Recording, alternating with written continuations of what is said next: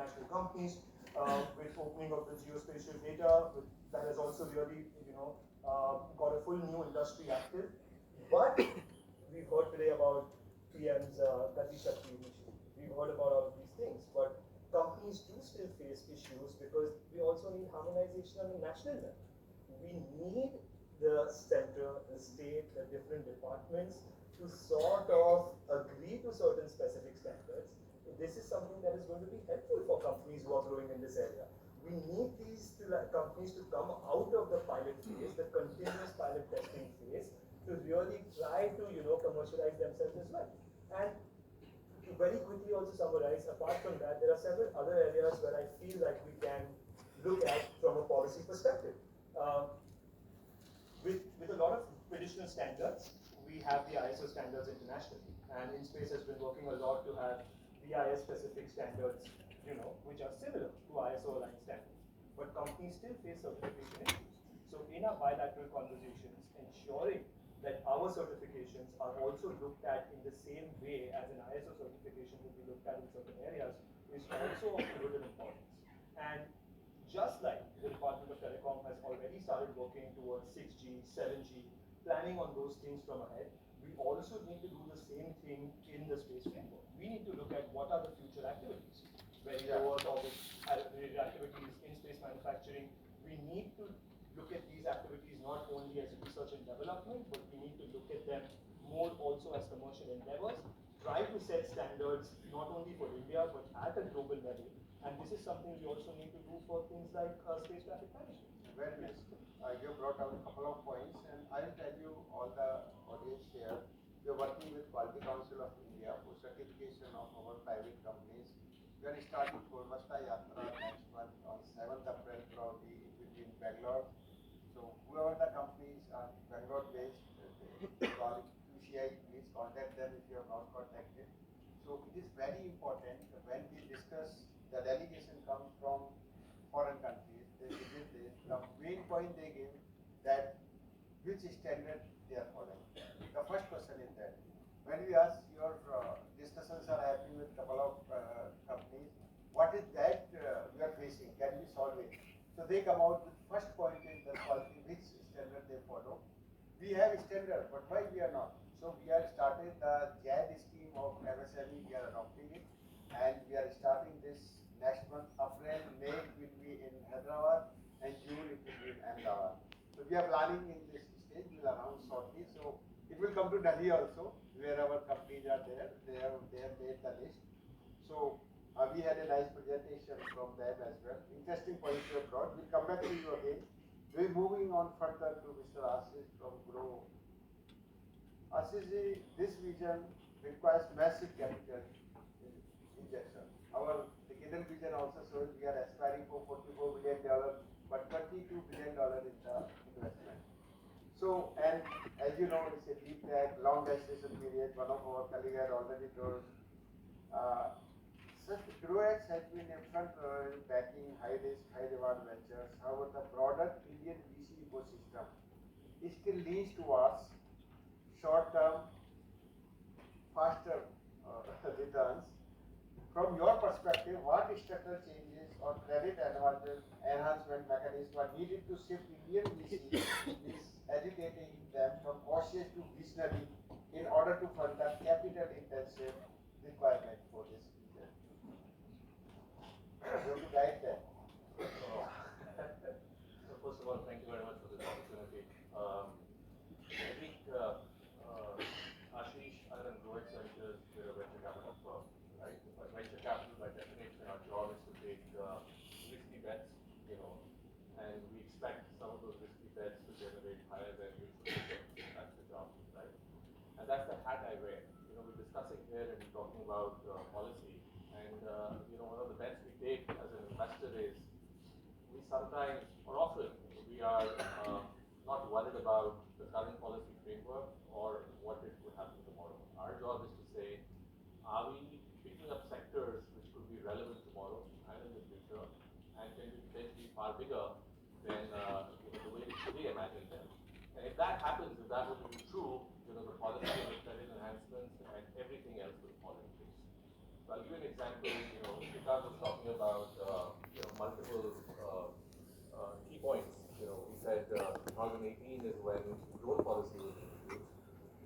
first drone investment in 2015, 2016. There was no drone work. And these guys were manufacturing, we didn't know how to operate. We need tens of permissions to kind of make sure that we're able to even operate a drone over a mine, as an example. You spoke about Pixel, Bellatrix, those are 2018 investments. Again, there was no policy. There are a bunch of people here who started in 2015, 2016, 2017, and these are founders who start dreaming big, and they believe that they can kind of build a large foundation, right? And the job is that we always a select few who will find alignment with that kind of a vision and put in capital, put in that time to kind of support those. Can we drive the larger ecosystem to follow that? The answer for me is no. Right? Venture by definition is meant to be close-ended, right? Which essentially means I have a life of the fund, and my job is to mobilize money in a short period of time, generate returns even in a shorter period of time, and recycle that capital, right? Therefore, everyone does not have the mindset to take these long-arc bets, right? And we need to be conscious of that. But I think the big change and the pleasant change we're seeing in India, and we're in a great time right now. Research and development innovation fund, 100,000 crores being allocated towards deep technology. In space, with a 1,000 crore budget. Semiconductor mission, multiple other initiatives which are driving that. This is where money needs to be given. We've done enough of e-commerce. We've done enough of the easier bets. We need to now reach a level where the country is resilient, right? And we need to own our own technology. And we develop this own infrastructure, but the real money will come from when we start putting applications on top of that infrastructure. Once those applications and utility are visible, those are shorter cycles, and therefore that will attract a large cycle of capital as well to come in, right? For me, the big change, and I think that's an important point. I said I'm not worried about policy, but the thing I worry most, and the thing where I would like to put in a lot of my time, is to see if demand can be generated by government of India. A lot of these deep technology businesses, like it or not, globally, the biggest buyer is always the government. If the government is missing in action, none of these guys will become big. And I want to say this, Pixel led this consortium, and someone mentioned that we refuse to take the money. Obviously, there's a trade-off in terms of why we take the money. It's not about the money. But the opportunity to build that constellation for the country, that is the one. Right? That is what it is. Bellatrix works with Wipro. A couple of other defense companies, space tech companies, they started seeing a lot of demand coming from Wipro. Once demand comes, multiple capital stacks will form. Yeah, but sir, you see National Meet too, how big event ISRO did last year, we have done use case scheme we have brought out. So we'll do certain things in this whatever possible, but public should also use. They should not always depend on the government money. So you have brought out one very interesting point that venture funds are closed entities. Yeah, but we should move from venture to IPOs or global MAs, merger and acquisitions. How do we ensure that Indian space tech is not just scientific success but a consistent, high performing asset class? So I'm coming to you with this. Any views on that? No, I think it's a cycle. Presently, I think all space startups, I think one or two only are there in that, or they are not full end-to-end this thing, but they are not in the NSE, BSE. How they can go? No, I think before we start talking about listing, Yeah. I think there's a step before that. There are multiple steps before that. And the first step is to start generating revenue. To kind of create a business which can be perceived as long-term as sustainable. I'll give you an example. The first set of dot-com companies, that's what they were called in that era. Tech-first companies, InfoEdge, Naukri.com, Make My Trade. They took 80 to 20, maybe 25 years to list in their market and everything, right? So that's the kind of cycle Indians are used to. Now we see some of the venture-backed companies, which are mostly consumer-oriented, take a 7 to 10 year cycle to go from an idea to listing. Right? Big tech inherently is a long cycle. I'll give you a small example. This is my view. There could be 400 startups in India working in space. I think there are 10, 15 which are reached a point which could be called inflection point, right? That now we expect compounding to happen. But if you take these 10, 15 together as a collective, they don't generate more than 25 million in revenues. all put together. And 25 million is also an aggressive number I'm putting there. That is how small this sector today is. But all these companies, the 10, 15, can be 250 million in revenues, can be few billion in revenues in time to come, and that's when these good things will happen, right? So we need to be conscious of that, right? We'll probably mint the first unicorn, space unicorn this year, right? Skyroot is in the news, Agnicool is raising capital, Pixel is raising capital, Galaxy is raising capital, Druva is raising capital. All put together, all these 10 companies, my view is will unlock $500 to $600 million in this next 4 to 6 months. Excellent. So capital will flow, revenues will happen. There's time to go. Listing will also happen. Jaldi nahi karna hai, you have to wait. Good, very nice. Now I move on to Mr. Devanshu. For a consulting, advising both government and industry, what is the golden mean for a regulatory framework that protects sensitive national security interests while providing the predictable and speed that private investors require to fund long-term, high-capital space infrastructure from now to maybe 10 years down the line? I think again this is it's a great question. I want to tie into what Akshat said rather than a lot of this space technology is now new, and this is something that a lot of regions across the world understood way early on. I believe even if you look at Europe as an example, we see the most recent Iris Square, which is supposed to be a communication satellite constellation, but it has a security layer and it also has a commercialization layer, because everyone has understood that in order to invest this much money, we also need sovereign autonomy, we also need strategic autonomy, but at the same time we also need to commercialize this and we need the private players to invest. So the government has to play a stake, role here as well. So a lot of these that we see are like called public-private partnerships.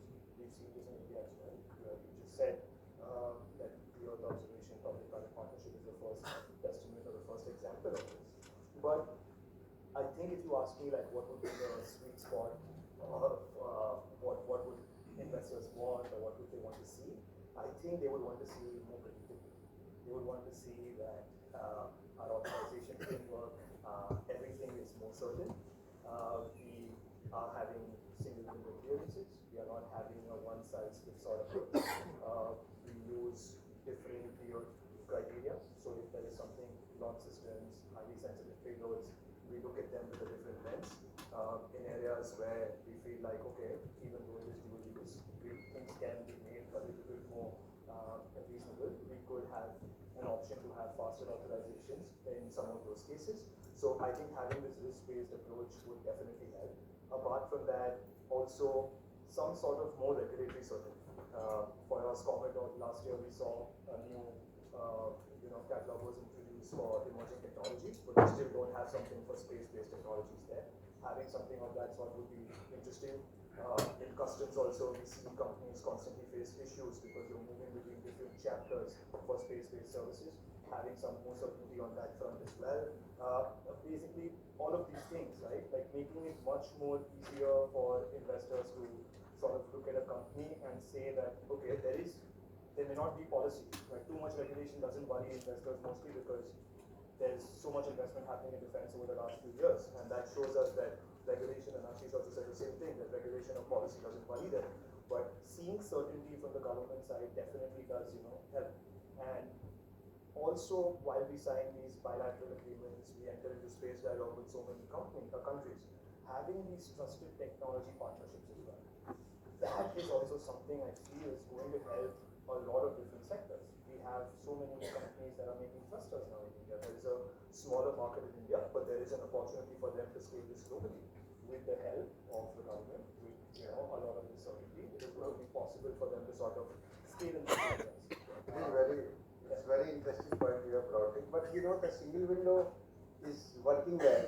We have already implemented it in a time-bound manner. We are giving, and the time limit is 75 to 120 days. Most of the cases, it is industry who is not able to provide the answers. But the time this is in place, and yes, we need to augment it and make it more and more autonomous and interesting. What I just meant by single window was not in space only, but it's that for several missions, companies do have to go to different ministries. So what we do, our model is this. In inter-departmental clearance is taken, and our chairman in space is heading that committee. Once they apply to us, we ensure that other departments' clearance also come in a defined manner. Thank you for that. So I'll move on to next to Krishna. Correct? No? So we'll go. You have been talking about AI, so we'll come back. See, integration of diverse data streams is very, very important. I think Alexa is sending one satellite where optical SAR imaging with a SAR, thermal, hyperspectral interferences is essential for national resilience in disaster management, agriculture, and other applications. In the context of Atmanirbhar Bharat, how can the private sector and government best collaborate to build a unified AI-driven geospatial backbone? You have already said EOPP is there, PPP is already there one. So what else you want so that it can best utilize to become India a global hub in application at least first? Yeah, so integration is must. I'll just take reference from what we do, sir.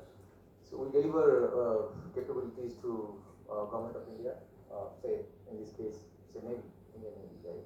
So at any given point in time, we need to integrate almost 20 to 25. So depending on the situation, 20 to 30 types of different data points to deliver. So that brings a lot of optical, in-optical different data, SAR, thermal, even sometimes drones are also part of it, right? So is the integrations and collaboration is required? So answer is yes, definitely yes. And Suhora is all about that only. So we are doing that effectively. We are in our platform called State. We have integrated almost 400 plus satellites. Through the platform you can access those satellites. First, second, these satellite data are coming from different part of the world, from US to Japan to Finland, you name things, including our homegrown satellites like say IRS. So we are partnered with ISRO. ISRO's data are also available through the platform to access it often free. And of course, Indian players like at this moment, Ajista is also part of it. I'm looking forward to Dhruva, Galaxy, etc. Everyone to be part of it. So the integration has to happen. So the going towards with the department and the industries, I think the department, the government has to understand this is journey, that they are not alone in this journey. So in any particular department, they want to follow their whatever the organization need. So space data remains a kind of a touch point. Sometimes they go and touch and come back. Rather, if they open it up, open the door and mind, we can co-create together with the department and deliver the way they want. This is already happening in Ministry of Defense, many cases. I don't see that happening in other civilian sites. So that's one side of the story, sir. But second, there's another layer to it. So we have maybe we have 400 plus space companies. We have our own capabilities and preference. Often it also seems we forget that we are here. Say we as a company, I am a downstream company. I wanted to do upstream also, midstream also, and do rest many other things, and say I can deliver the entire value chain. It simply can't. We will be falling flat on our face, and in some time, and that will be biting us back very good. What I'm really hoping in this forum again. So we have to identify our capabilities, plug in as if we have. This is not a small solution to go by ourselves. Rather, we create a larger ecosystem where we can tackle the national level of solutions, and if we have a success stories in India, we can scale it up to other part of the world. So that is something I guess that's somebody has to be the headmaster of this. In space can be that. I also spoke with the chairman. I requested. I'm also looking forward to that. A very interesting point you have brought. Is the question is that PM Gati Shakti model. I was discussing yesterday with Director General Bisek, and he was telling that companies should come. They can work. They can provide them work, but they should tell how they can help in this. They are telling that they have the 5,000 plus layers which they have integrated already in PM Gati Shakti model. So they are looking for expertise in India. Certainly we need to develop that. We have to go from now POC, as our colleague has told, from POC mode to the implementation mode, and there is the opportunity. It's a big opportunity, and I really tell this thing to all startup, those who are working in space applications.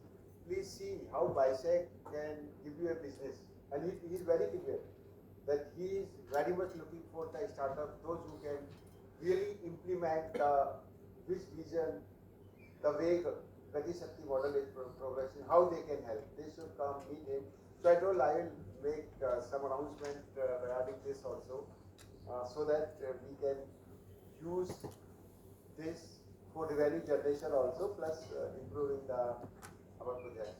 Yeah, thank you, Mr. for that. Now I move on to Mr. Raghavendra L&D. So you know that lot of ambitious projects Government of India has already announced. Be it the space-based surveillance of satellite, Bharatiya space station, landing on moon, sample return missions. Many things are there, and many private companies in India, we were taking some survey from around 2 dozen companies. You know, the requirement is very huge. You are also surprised. They have projected in a decade around 5,000 plus satellites they will build. So this is the kind of thing India has, this much requirement they have envisaged already. So looking towards a debate, how can the Indian industry transition from or to develop this infrastructure, how they can operate this. This is very much required. What does PPP model can play in ensuring that India develops its own independent, commercially viable space platform? So if you can throw your views on this, that would be very interesting. Yes, sir. So the way we look at it, first of all, Indian industry has been a partner to ISRO for the last 5 decades. They have built the budget. So the first change that needs to happen is the industry needs to be upskilled first to a build respect mode. That means, for example, like programs like EAS or LBM3 or EGLP is coming up. Industry needs to be involved in the design phase. So they understand the nuances of getting into this business first. That's the first change which needs to be done. Second, if you want to industry to operate also the systems like space station, quickly the space thing needs to come into place. The liability aspect which is has to be taken care. So under a very clear guidance of what is going to be the liability they are able to operate in that way. Third aspect is Bharat space station as we look at it. Should not just be used as a laboratory also. Industry should be enabled to operate it commercially. So that's when the change. So and more importantly, driving the point which all of the panelists spoke about, there needs to be demand certainty. So if there is a space station which needs to be operational, there is a certain amount of capacity that needs to be blocked by the government or ensured by the government. And based on that, now you can also release it for other international players to do microgravity studies or commercialize the company. So that is the first 3 aspects of this point. Second, public-private partnership is a very, very important point. So this really helps industry reduce funding risks. So we spoke about multiple models like viability gap funding or a hybrid annuity model. Like one which has come to our QPPP. It's a step in the right direction. Of course, somebody has not taken that funding, it was quite small. But if you look at larger programs, when you go towards like LBM3, which is spread over next 14-15 years, definitely requires a PPP model which needs to support industry to make those necessary investments. And more importantly, we'll also have to look at those facilities which are difficult for industries to set up. ISRO's facilities needs to be made available at a reasonable cost. Today they are very expensive or not available. Or they are available, there's a lot of delay in availability. I have not received such kind of complaint. Cost thing has come, which we are addressing. So I'm saying, see, there is facilities national missions, there are private missions. Both have to go through the same channel. So when both have to go through the same channel, what is the mechanism to ensure that there is certain, because if you as a private entity